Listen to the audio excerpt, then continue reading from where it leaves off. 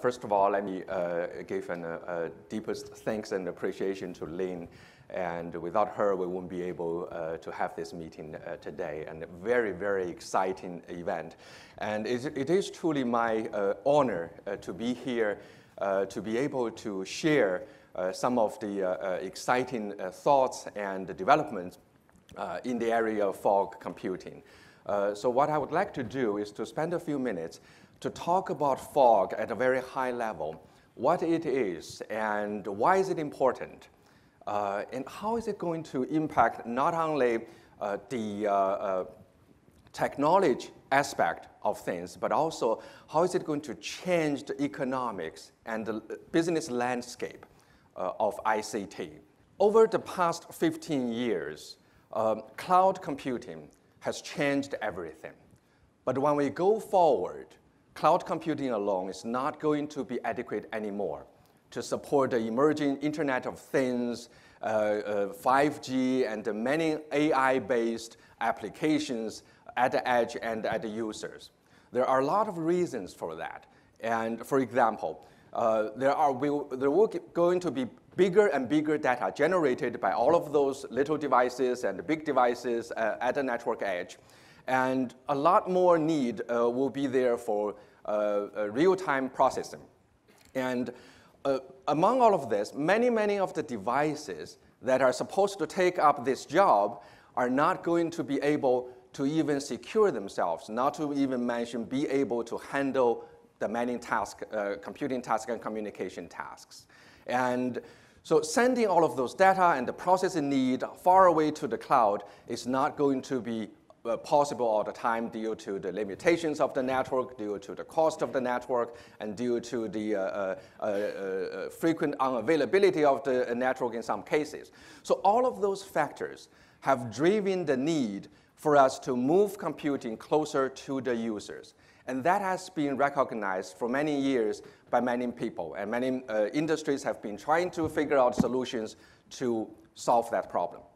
But what you're going to say is that that is only one part of the puzzle.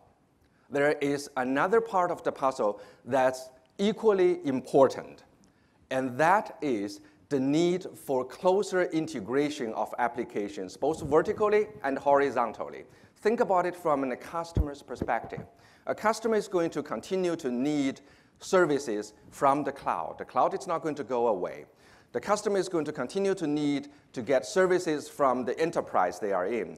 Now they're going to need to get services from the edge, from the premises, and all of those services need to be integrated. You don't want isolated services. Take, for example, edge data analytics. And although you can do faster computation and analytics at the edge, but you don't have the global knowledge there. So it's very limited on what you can do there. And now imagine that if you can bring the power of the cloud with an integration with the edge, then you can do a lot more things that you cannot normally do before. And imagine in IoT, there will be another very, very important aspect of it. That is the need for horizontal integration. So imagine someone having an accident on a highway. So, the connected vehicle application will have to be connected to emergency help, to hospitals, to doctors, and those are all different verticals. And those applications need to be connected, need to be integrated. And so those needs will drive another aspect that is less debated and less discussed and less attention paid in the industry until recently. And the two sets of factors joining together is what powers the vision of fog computing. So and then if you look at what happened in the industry, people have realized the first set of drivers, and people have been trying to figure out solutions. 20-some odd years ago, people realized the need to move data closer to the users.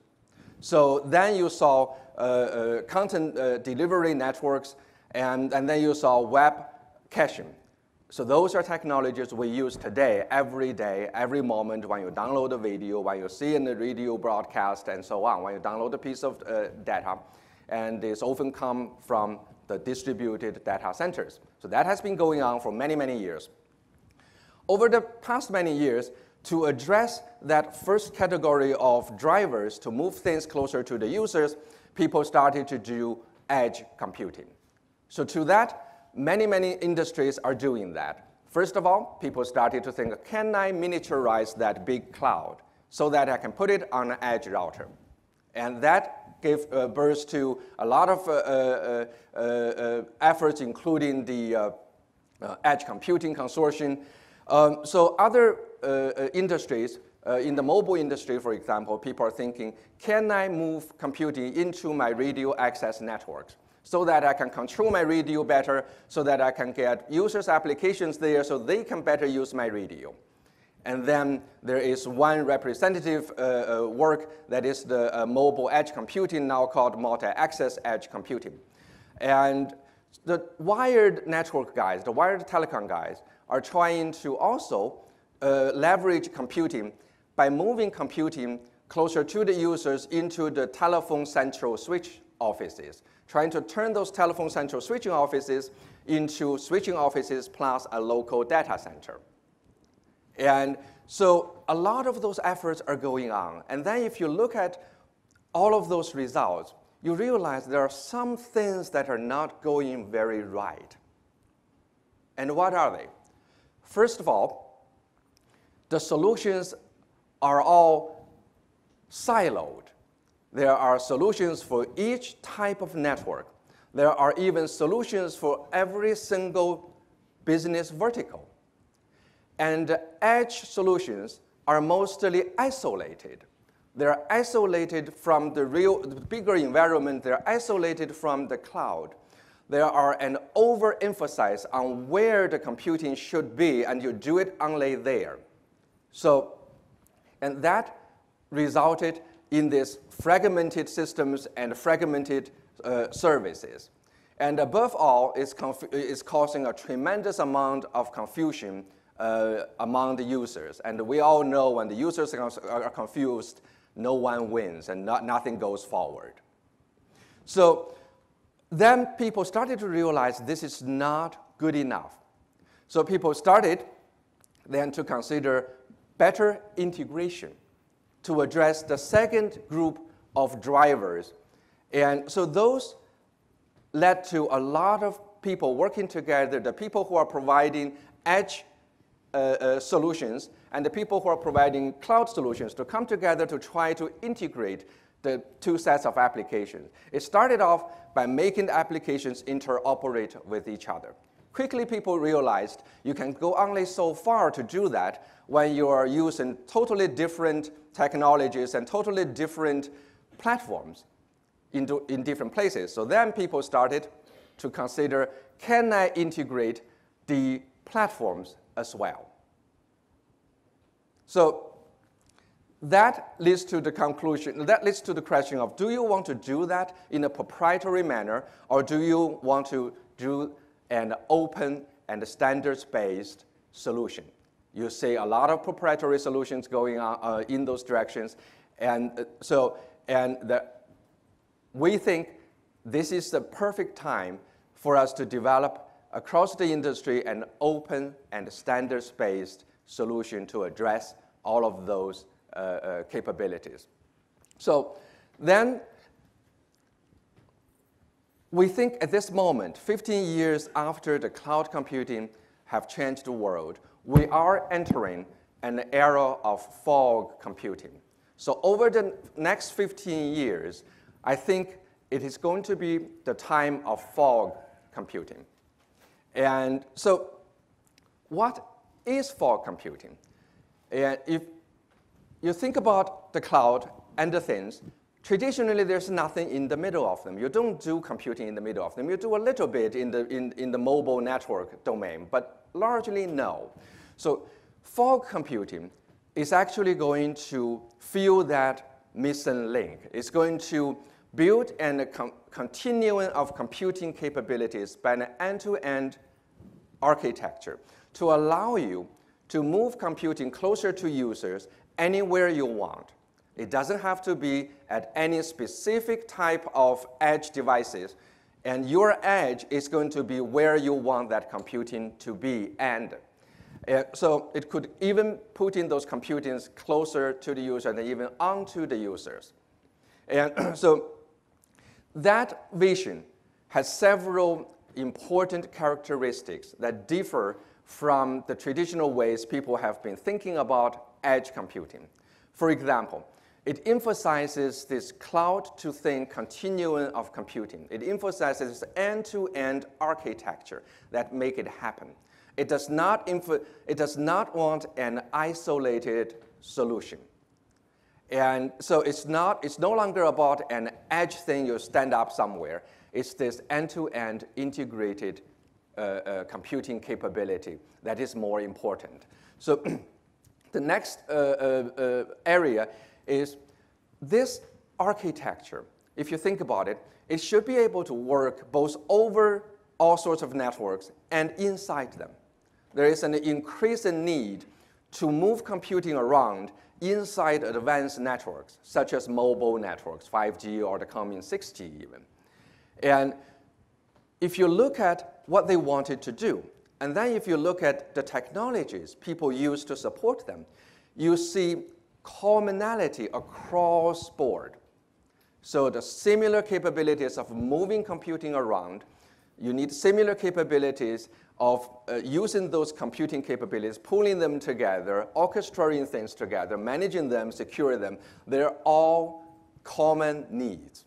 There's nothing specific in those needs in different types of networks, in or outside. So there will be no need for a separate set of things just for a particular network or inside them. And we say it's a horizontal architecture in the way that it's supposed to support multiple application verticals, multiple type of networks, as opposed to doing them in the isolated and siloed manner that you saw people have been doing in the past. And above all, we see the industry and the customers will benefit from an open and standards-based solution, as opposed to a closed and proprietary solution. We are sitting today in the beginning of this revolution or this fundamental change, very similar to people 15 years ago doing cloud computing. The major difference is now we have a chance to do it in an open and standards-based manner. When cloud computing grew up, the world didn't pay much attention until it went very, very mature. It started by companies doing proprietary things, and it remained largely like that for many years until the virtualization set of standards came along. And fog is going to be larger, it's going to be more distributed, it's going to have more need for openness, interoperability, and the standards. And we are at that edge, we're at that stage to make that happen. So why is it so important? Fog computing is actually so fundamental that it's on par with the previous revolutions that you saw over the internet and closely related. So why do I say that? You take a look at TCP/IP that revolutionized the internet. What is it?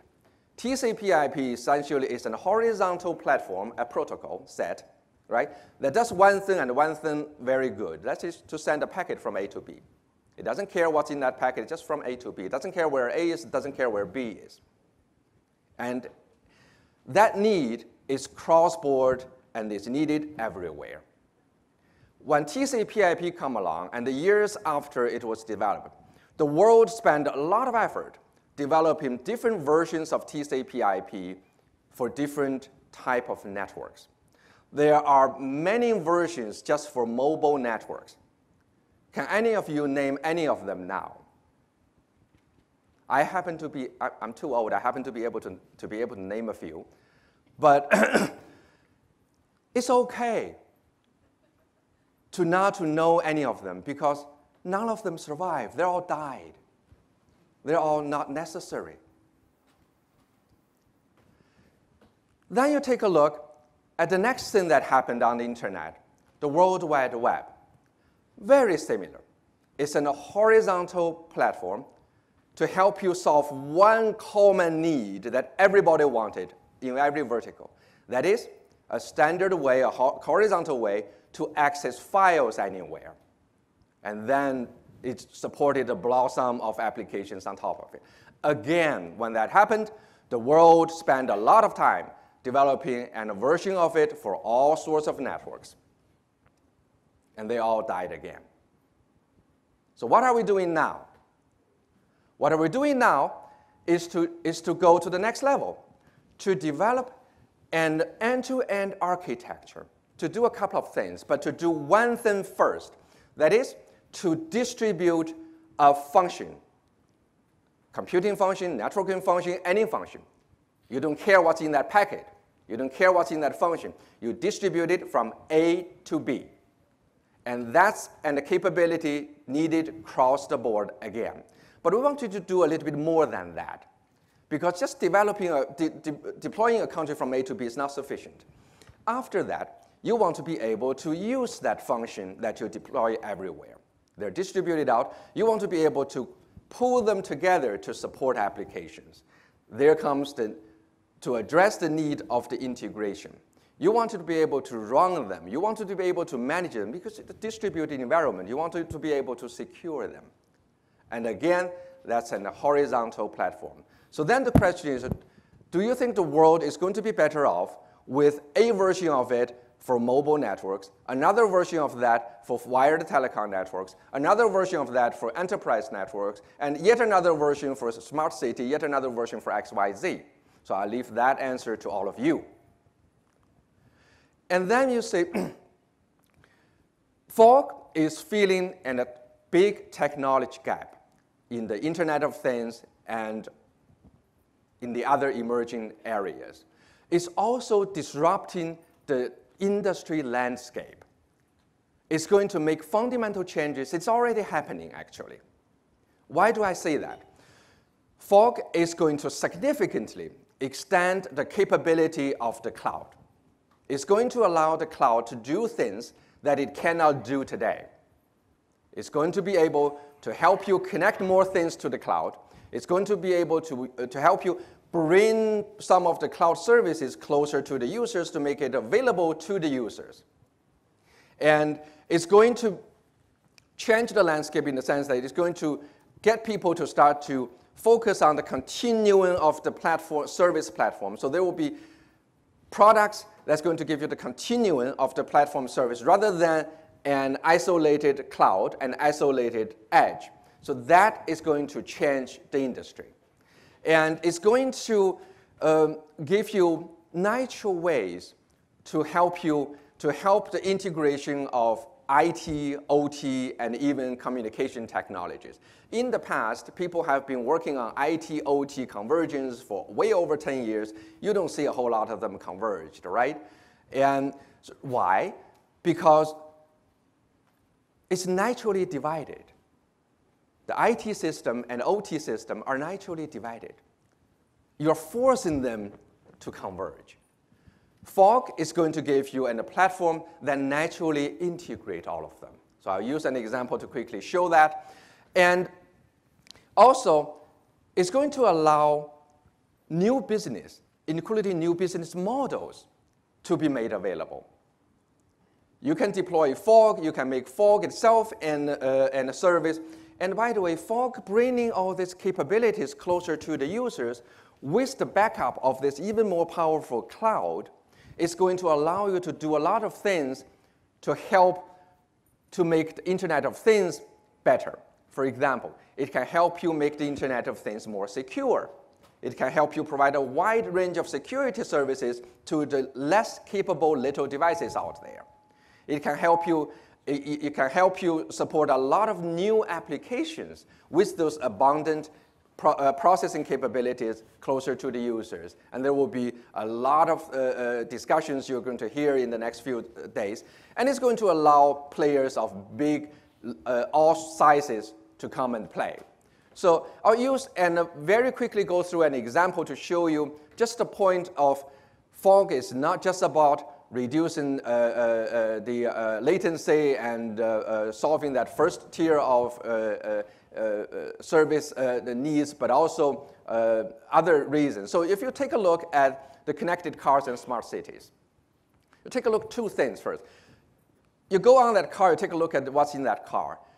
Cars today has tens to over 100 little computers called ECUs on them, electronic control units. A modern car has more lines of code than a commercial jetliner. So what does that mean? 100 little computers, more lines of code than a jetliner. It means two things. It means there are going to be a lot of bugs on them. And it means your applications on them need to be changed.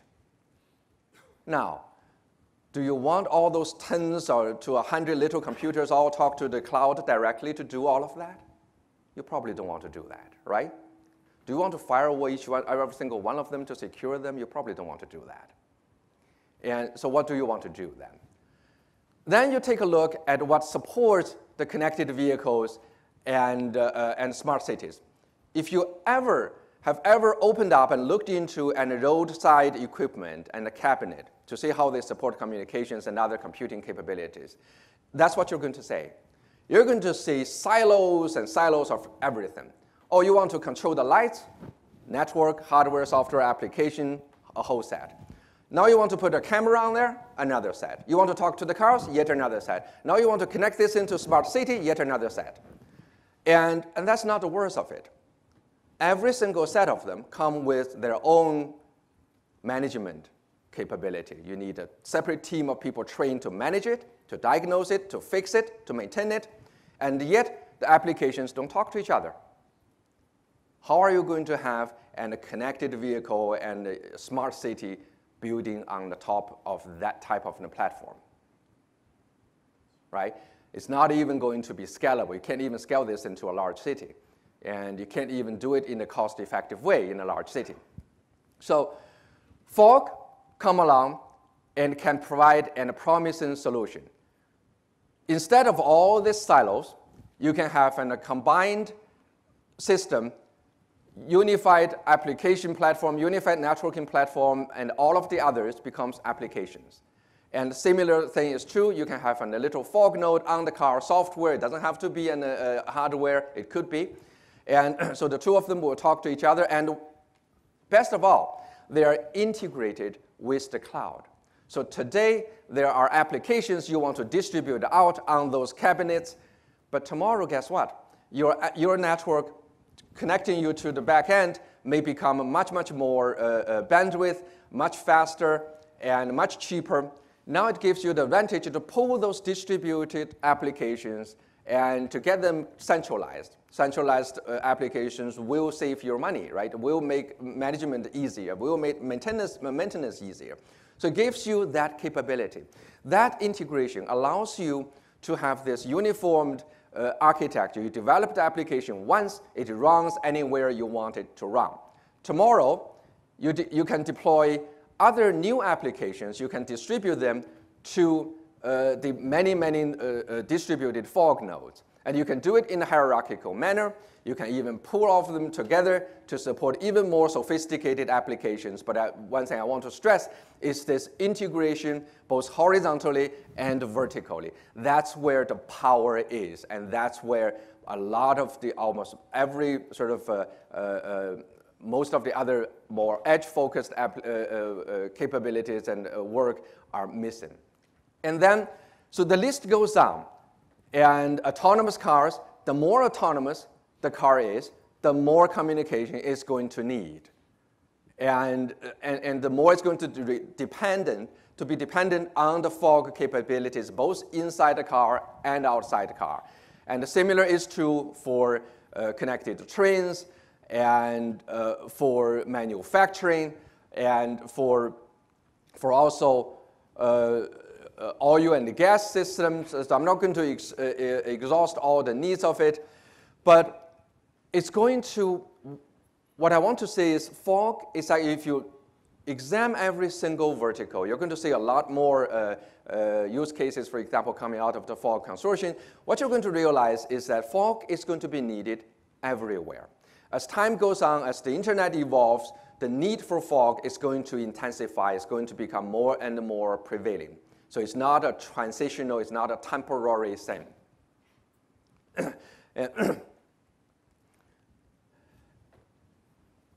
So now we are at the beginning of a very transformative era of Fogonomics. Not only technology, but economics. And it's the two playing together that's going to make fundamental changes of things. Thank you so much. I want to welcome you again to the event.